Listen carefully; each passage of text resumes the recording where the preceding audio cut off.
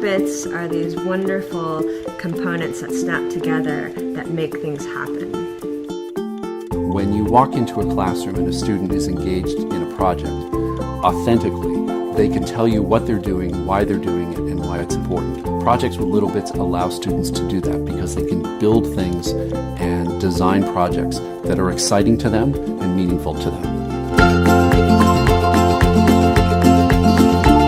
Working with LittleBits, you automatically have a STEAM curriculum. What can you design and make that'll help or solve a problem? Before it was, I can draw that, I can imagine that, but now it's, I can actually make it. Even their vocabulary has changed. They talk about my prototype, third graders talk about, I wasn't talking about prototypes in third grade. LittleBits work well with library drop-in programs because they don't require a lot of teaching. It's really just explain the colors, show them how they snap together, and then let them start creating.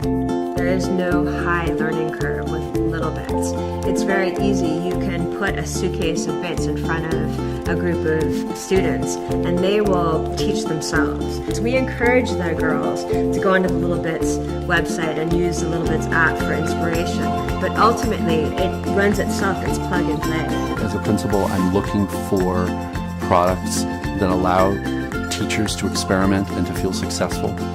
One of the challenges with STEM learning is engineering is usually a topic that teachers have not had a lot of training in. So to have a product where the teachers can learn alongside the children is also very powerful. LittleBits help children discover that they're scientists, they're inventors, they're problem solvers, they're artists, and that they're capable of a lot more than they thought.